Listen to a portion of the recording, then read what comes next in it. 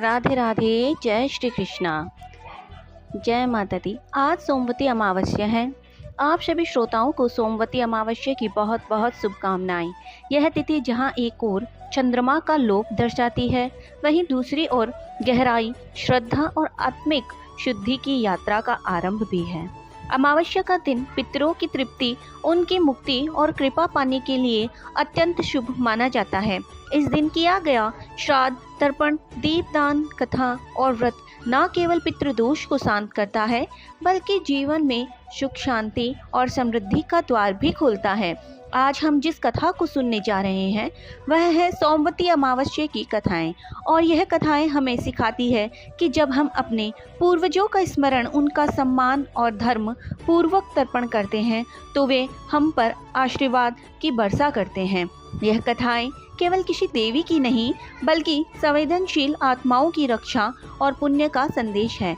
आज के दिन अमावस माता का पूजन, दीपदान और कथा श्रवण करने से न केवल पितर प्रसन्न होते हैं, बल्कि घर में नेगेटिव ऊर्जा भी दूर होती है, रोग दोष दूर होते हैं और दुर्भाग्य भी दूर होता है। आइए हम इस पावन अवसर पर हम श्रद्धा से अमावस्या माता का आह्वान करें, पितरों को आदर, तर्पण, स्मरण करें और इस कथा का मन, वचन और कर्म से पूर्ण श्रद्धा के साथ श्रवण करें। अमावस माता हमारी भूलों को क्षमा करें, हमारे पितरों को मोक्ष दें और हमारी पीढ़ियों को अपनी सुरक्षा में रखें। यही हमारी प्रार्थना है।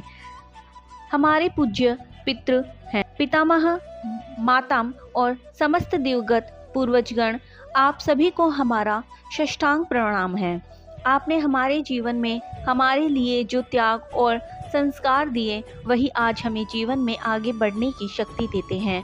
आपका आशीर्वाद हमारी आत्मा का आधार है। आपकी यादें हमारे संस्कारों की नींव है। पितृ हमेशा जाने अनजाने में हमसे जो भी त्रुटि हो गई है, कृपया हमें क्षमा करें। यदि हमने आपके बताए धर्म पथ में कभी विचलन किया हो तो अपनी करुणा से हमारा मार्गदर्शन करें। हम आपसे हाथ जोड़कर प्रार्थना करते हैं, हमें सद्बुद्धि दें, प्रेम और करुणा का मार्ग दिखाएं। हमारे कुल की रक्षा करें और हमारे घर में सुख, शांति, संतोष और समृद्धि बनाए रखें। आपकी आत्मा को शांति मिले और आपकी कृपा हम पर और हमारी संतानों पर सदैव बनी रहे। ओम सर्वे पितृ प्रियताम, ओम त्रिपिंडम तर्पयामि, ओम शांति शांति शांति। बहुत समय पहले एक छोटे से गांव में महाराज कुमार नामक एक व्यक्ति अपने माता पिता के साथ रहता था। प्रारंभ में वह एक अच्छा बेटा था जो अपने माता पिता का आदर करता था, उनकी देखभाल करता था। लेकिन जैसे जैसे वह बड़ा हुआ, उसने अपने जीवन की रक्षा और दिशा ही बदल दी। वह अब अपने माता पिता की सेवा में कमी करने लगा। उसकी बढ़ती हुई व्यवस्थाएं और बाहरी दुनिया की आकर्षण ने उसे अपने माता पिता से दूर कर दिया। वह अब उनके स्वास्थ्य का ध्यान नहीं रखता था, ना उनसे समय पर भोजन के लिए पूछता, ना दवाई देता। जब माता पिता बीमार हो गए तो उसे उनके दर्द की कोई परवाह ही नहीं थी। वह न तो उनका मनोबल बढ़ाता और न ही उनकी देखभाल किया करता। एक दिन उसकी माताजी बीमार पड़ी और पिताजी भी अस्वस्थ हो गए। लेकिन महाराज कुमार ने उनकी देखभाल करने की बजाय अपने कर्मों और आराम को प्राथमिकता दी। उसे केशव नकारात्मक और थका देने वाला लगा। उसकी आंखों के सामने केवल अपनी समृद्धि और सांसारिक सुख थे, न कि वे वृद्ध माता पिता जिन्होंने उनकी हर आवश्यकताओं को पूरा किया। कुछ दिन के बाद अस्वस्थता के कारण माता पिता का देहांत हो गया। घर में शोक का माहौल था, लेकिन महाराज कुमार को अपने शर्मिंदगी और दोष का रत्ती भर भी पछतावा नहीं था और उसने समाज और रिश्तेदारों को दिखाने के लिए विधि पूर्वक श्राद्ध का आयोजन किया। उसने पिंडदान किया, ब्राह्मणों को भोजन कराया और बड़ा सा यज्ञ भी करवाया, ताकि सभी को लगे कि वह अपने माता पिता की श्रद्धा करता है। जब पिंडदान के दिन वह अपने माता पिता को याद करते हुए पितरों को बुलाने के लिए तर्पण करने बैठा तो एक विचित्र घटना घटी। पितरों की तस्वीर के सामने बैठकर उसने आह्वान किया, हे पितृगण, कृपया हमारे द्वार पर पधारिए। लेकिन उसे कोई उत्तर नहीं मिला। वह बार बार पुकारता रहा लेकिन कोई आवाज़ नहीं आई, ना ही उसे पितरों के आने का कोई संकेत मिला। आश्चर्यचकित और दुखी होकर वह बार बार आह्वान करता ही रहा, लेकिन पितरों ने कोई उत्तर नहीं दिया। आखिरकार निराश होकर उसने एक ब्राह्मण से पूछा, क्या कारण है ब्राह्मण देव कि मेरे पिता मेरे आह्वान का उत्तर नहीं दे रहे? ब्राह्मण ने बड़े दुख और गंभीरता के उत्तर दिया, तुमने अपने माता पिता की सेवा की और ध्यान नहीं दिया। तुमने उन्हें जीते जी अपमानित किया, तिरस्कृत किया। उनकी कोई भी आवश्यकता तुमने पूरी नहीं की। तुमने केवल अपने स्वार्थ के लिए उपेक्षा की और अब वे तुम्हारे दिखावे को नहीं मानते हैं।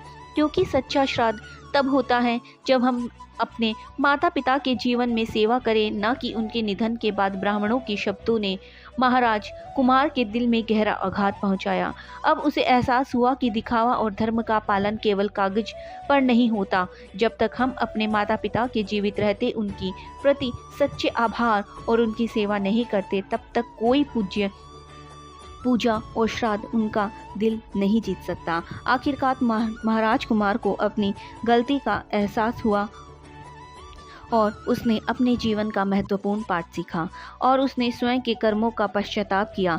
दुखी मन से वह अपने माता और पिता को याद में कि जीवन भर उनकी सेवा करने और उनके नाम से दान पुण्य इत्यादि करने का और अन्य बुजुर्गों की सेवा करने का संकल्प लिया।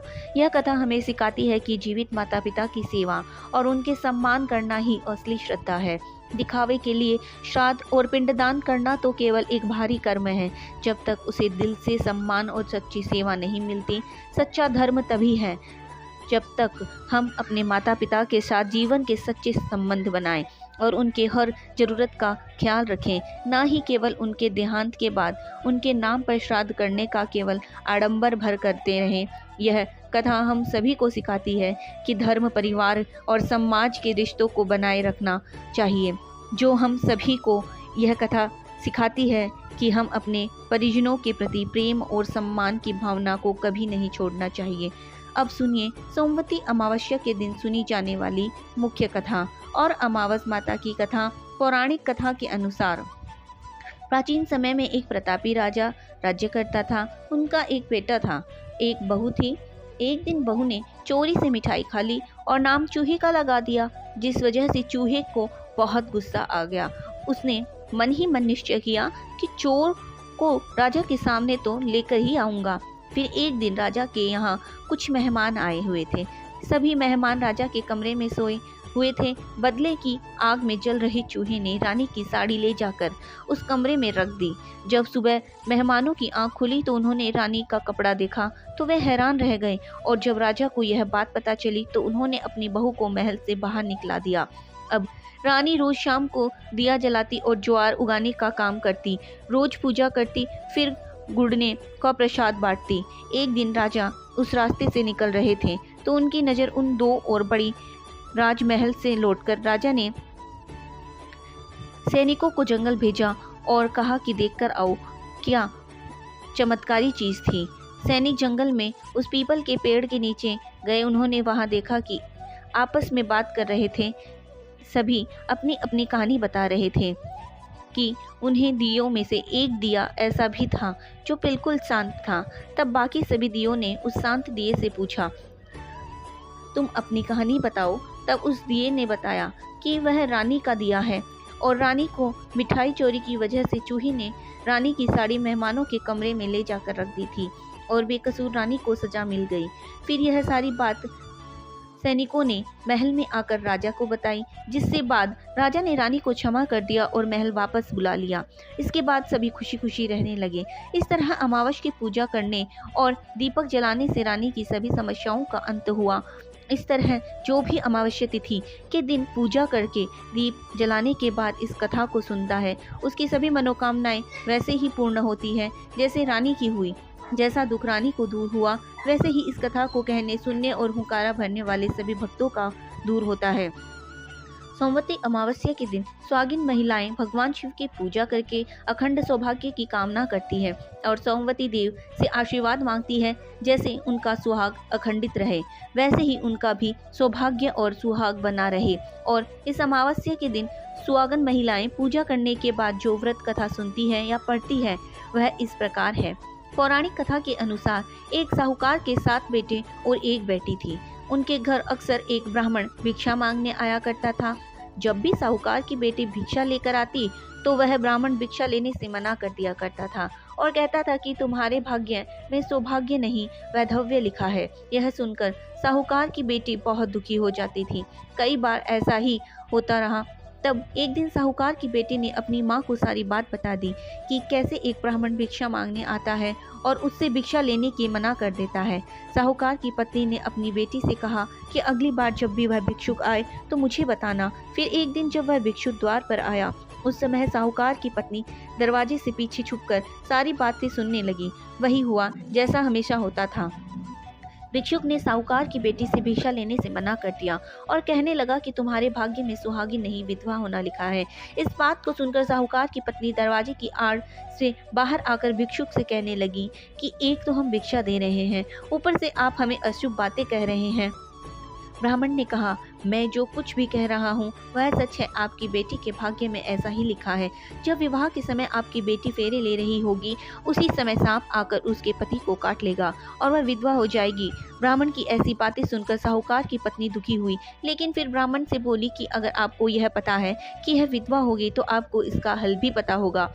फिर उसके सुहाग की रक्षा कैसे हो सकेगी? साहूकार की पत्नी के ऐसे पूछने पर ब्राह्मण ने कहा कि यहाँ से बहुत दूर पर एक गांव है जहाँ पर एक सोना धोबन रहती है। वह हर सोमवती अमावस्या का व्रत रखती है।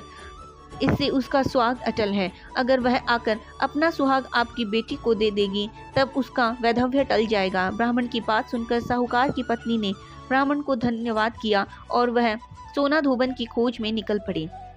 एक दिन बहुत तेज धूप के कारण पीपल की छाया में बैठकर आराम कर रही थी। तभी उसे देखा कि एक सांप आया और उस पीपल के पेड़ पर गरुड़ के बच्चों को खाने के लिए चढ़ने लगा। साहूकार की पत्नी ने देखकर उस सांप को मार दिया और गरुड़ के बच्चों की रक्षा की। इतनी ही देर में गरुड़ भी वहां आ गया और देखा कि आसपास खून ही खून फैला हुआ है। गरुड़ को लगा कि साहूकार की पत्नी ने ही उसके बच्चों को नुकसान पहुंचाया है, इसलिए गरुड़ ने चोंच से ही उस पर हमला कर दिया। लेकिन फिर साहूकार की पत्नी ने किसी तरह उसे रोका और बताया कि उसने तो उसके बच्चों की रक्षा की है। गरुड़ ने जब यह सच को जाना तो कहने लगा कि तुमने मेरे बच्चों की रक्षा की है, इसलिए बताओ कि मैं कैसे तुम्हारी सहायता कर सकता हूँ। साहूकारनी ने तब गरुड़ को बताया कि वह सोना धोबन की तलाश में निकली है। अगर वह उसे वहां तक पहुंचा देगा तो आपका उपकार होगा। साहूकारनी को गरुड़ ने सोना धोबन के गांव में पहुंचा दिया। सोना धोबन के 7 बेटे और बहुएं थीं, लेकिन बहुओं के घर में काम को लेकर कहासुनी होती रहती थी।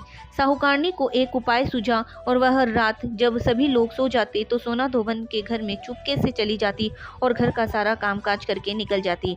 कई दिनों तक ऐसा ही चलता रहा। एक दिन सोना धोबन ने सोचा कि अब मेरी बहुएं आपस में कहासुनी भी नहीं करती है, घर का सारा कामकाज भी करती है, आखिर ऐसा करता कौन है?